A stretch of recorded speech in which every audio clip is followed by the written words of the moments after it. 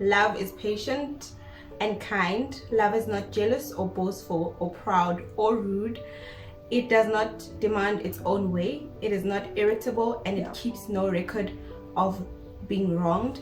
It does not rejoice about injustice, but rejoice whenever the truth wins. Love never gives up, never loses faith, is always helpful, and it endures through every circumstance. Hi everybody, thank you for joining me again to the next episode. Okay, it's not a radio anyway. Thank you so much for joining me on yet another exciting video. And I have my friend, if you watched my previous video, you already know her. To go Petula in the house. Yes, ma'am. Yay! And as we all are aware, February is the month of love, and today we have something that is very special to us. We are going to be defining love. Awesome. So we had what the Lord has said about love, and we have different experiences in life as we grow up, and today we're just going to share our personal not experiences but opinions about what we believe love is, and in celebrations to the month of love, really just to say what's up guys, this is love, and you're welcome if you're watching this, and it could be helpful to you. So we have questions. We have 4 questions that we're just going to be discussing, just to expand on this topic and say, like we said, it's our opinion. So please don't come for me. Don't come for her. You don't want to do so that. So those girls, who do they think they are? We warned you. Disclaimer. Disclaimer down below. Please. Thanks. How? Thank you. Okay, so the first question is, how do you define love? How do you define love? Do you want to go first? I think you should go first. Oh damn. Yeah. Okay, by the way, we're talking about romantic love here. We're not talking about parents, we're not talking about friends, it's romantic. Mm-hmm. Valentino and all those people that they are those kind of people. Yeah. I think for me, love is choosing. I always say that I prefer somebody to be upfront about their mistakes, about their insecurities, about everything else, and let me make the choice to say, okay, fine, I find you cute and all of that. I think you're funny and all of that, but that's beside the point. The point is, am I going to choose you the way you are, really, each and every single day, over and over and over and over. And we have this picture that I grew up pretty much with this notion that a man's job is to love, and a woman's job is to love and respect and submit. And I know that in society, as women, we get a jinx of everything else that really puts us into us loving, and we actually should. Should, because it's not really our job. Biblically, it's not really our job to love. Our job is to submit, and I believe the greatest is if you find someone that lays a foundation for you to love you. It's so much easier to submit under somebody who is loving towards you, but it's about honesty, it's about loyalty, everything literally, but basically just embracing the bad and saying, I get you're crazy, but good rights. I love you like that. So yes. And for you? I think love for me is home. I think, a lot of people might say no, but home is, for me, is some type of way or whatever, but home is that safe space where you feel like, if I'm here, nothing can happen to me. If I'm here, I'm covered. I feel love for me is home, man. I think in a nutshell, and also echo whatever you said about love. It's also commitment. It's also choosing to love the same person over and over, regardless of their flaws. And it's not just about the flaws, but also the good parts and the bad parts about that person. So for me, love is home for me, basically. That's how I would define it. Okay, somebody's trying to get deep here. We were just going to primary school. She just went all the way to varsity. Okay, question number 2. What is the one thing you cannot tolerate in a relationship? I think you need to start with this one, girl. I think for me, umfana ongalayo. Let's translate for our international. Yeah, this is not the first time we're actually having this. Like a guy that is always sulking if I say something that he feels he doesn't like, or I think that's one thing I can't tolerate. But I just can't tolerate a guy that sulks and gets upset or shuts down if he doesn't get his way, or if I say something that he feels that doesn't sit well with him, so no, I can't.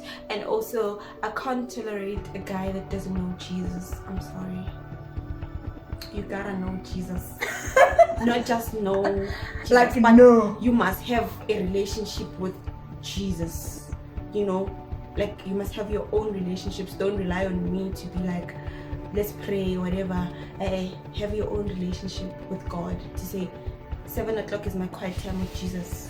Have that sort of relationship. Have that sort of relationship. Should you run into problems, he's the first person you run to instead of your mama or your whoever, or your friends or whatever. Like, I can't stand a guy that doesn't have a relationship with Jesus.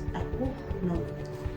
So I'm guessing that's like a major turn off. It's a deal breaker for me, because I worry that, okay, yes, I might like the guy, I will love him, but should it get to a point where obviously life will throw balls at you, and obviously you need to have something that you can run to. And if I'm the only one that's running to Jesus and you're just like, I don't think I would survive under such conditions. I also need somebody who's gonna be like, let's pray, even if I feel like I can't pray for myself. I need somebody who's gonna say, okay, you're going through this, but remember there's God that we rely on. We don't have anything else, but this is what we do as a household or as people in a relationship. So let's do what we do best, and that is pray. So if you can't do that, if you can't lead me to prayer or to the altar, unfortunately, there is no room for you here. I think it makes sense as well, in terms of embodying certain leadership skills. Leadership is very important. Leadership is very important because in this day and age we live in a equality where we're fighting for, no, you should have done that, no, you shouldn't have done that. And for us, for me personally, coming from a very strong household where I saw my dad take a stand most of the times when it came to making certain difficult decisions and things like that, you need to rely on somebody that is not going to oppress you in the kind of decisions that he's making for the household, and you can you can 100% of the time be confident in literally just letting go of everything that is a problem in the household, knowing that whatever decision that that man comes up with, after consultations and chatting or whatever, is going to be a God ordained, or he went to God first to be like, look, naturally us we cannot do, but lead our home. Because I think I'm a big fan of the most controversial woman, Nelo. I love that woman. I love her so much, because she always says something around who are you submitting to? You understand? If your leadership qualities are destroyed, I cannot throw myself, like it's almost like just taking myself and just go and say, lead us, Baba. I get into what exactly. She also said something, if you don't know the God in you, I can't teach you that. I think that also stood out for me. You as a man need to know who you are in God. There's scriptures that actually define what a man should be, and you need to know that I'm the man, and being the head or the man does not mean oppression. It means you have I feel like sometimes I wish I was a man, because if I had that kind of power or control, that the authority basically that I was given by Christ, I think I would run with it, because first of all, I'd love to be a man. If I was a man. If I was a boy, a man. So I guess. That's very important, and I think we're saying this out of like personal experiences and being burned, because being Christian, we are taught, and we also like to embody the character of Christ, where we're not judgmental to the people who are not saved and things like that. But when it comes to serious things like relationships, I think it's always very important that you know what you're doing. We've been burned. I know I've been burned personally by just getting in a relationship and hoping, like Miles Monroe would laugh, like some women go out there in the field and try to drag a man in the house to be the man of the house. You understand? I can promise you, it is not the most easiest task, and there are women out there who are, I think, called for that. It's hard. It is hard work, especially if it's not someone's choice from the get-go to be like, look, I want to know that God type of thing, if it's on a friendship layer where that person is not saved and you're dragging them to church, it's nothing romantic, you're helping them out just like any other person, I think maybe it makes sense. But we are old now, we are thinking about things like marriage and things like that, and if you're still gonna start by teaching the person in Uguti what is King Genesis, and you're entrusting your entire life in the hands of that person, there's a lot of clashes that happen. Personally, we've seen it. So yeah. Okay, sorry. My I entered your point like so we won't go into it.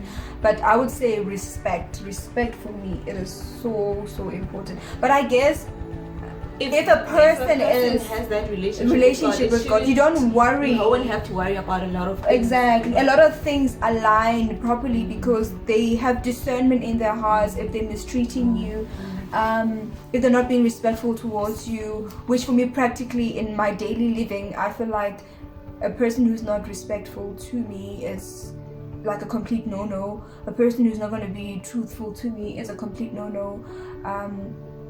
Like maybe like you said, it's God and then everything else, because there's nobody who's perfect. Exactly. Every single never. All right, the third question is,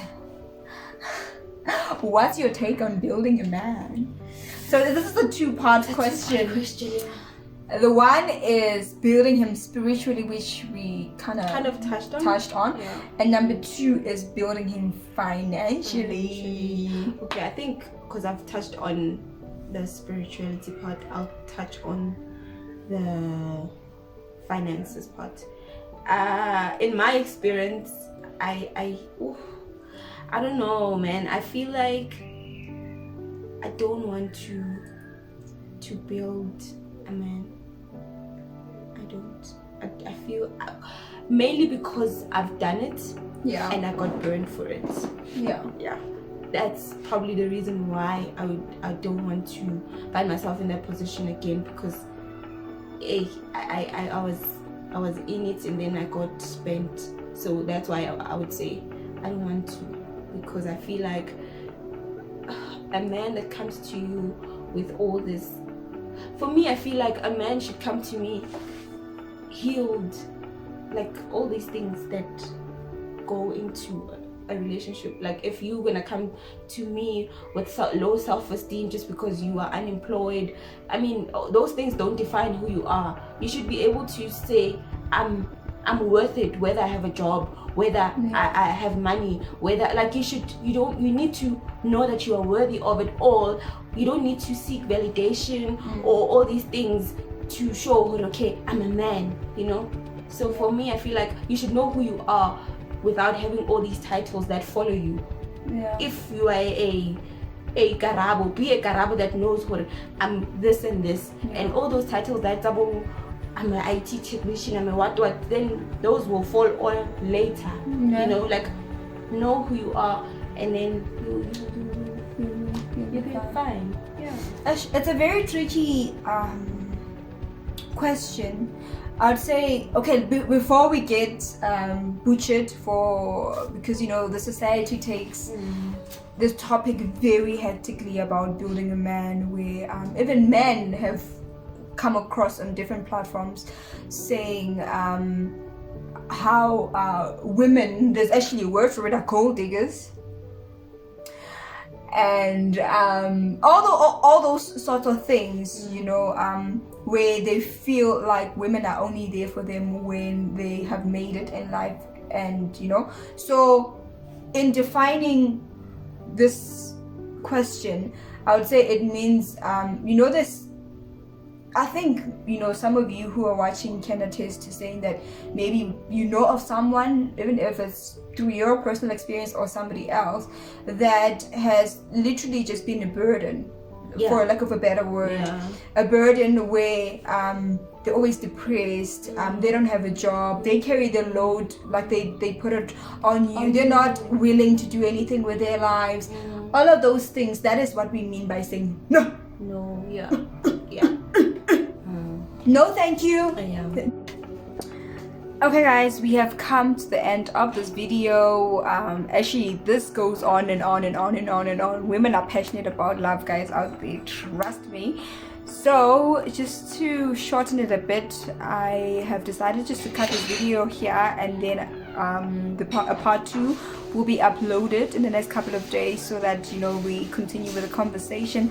Please do not forget to like, comment and subscribe if you really enjoyed this content, and please don't forget to share your thoughts. And this is not a me thing, this is not a petty day thing.